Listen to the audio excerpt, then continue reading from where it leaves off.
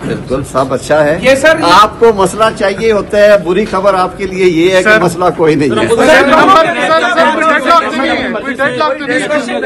मर्जी से जो है वो फैसले लेगी, इस पे आप क्या कहेंगे?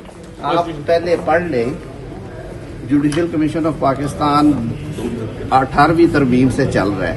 आप कोई और काम करें, पढ़ के सवाल सर कितने नंबर है? सर कितने नंबर है हुकूमत के पास? पूरे हैं तो कर रहे हैं ना होता है, अपने मेंबर्स पूरे करने हैं। आपको ये मालूम है कि मतलूबा तादाद होगी तो वोटिंग होगी, ऐसे ही है ना जी। तो इसलिए ये मुशावरत हमेशा होती है, पहली दफा नहीं हो रही। पिछली दफा आपको याद है कि रात 8 बजे वोटिंग शुरू हुई थी। अभी तो इंशाल्लाह अजीज और घंटे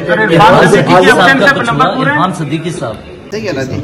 तो इसलिए ये मुशावरत हमेशा होती है, पहली दफा नहीं हो रही। पिछली दफा आपको याद है कि रात 8 बजे वोटिंग शुरू हुई थी। अभी तो इंशाल्लाह अजीज और घंटे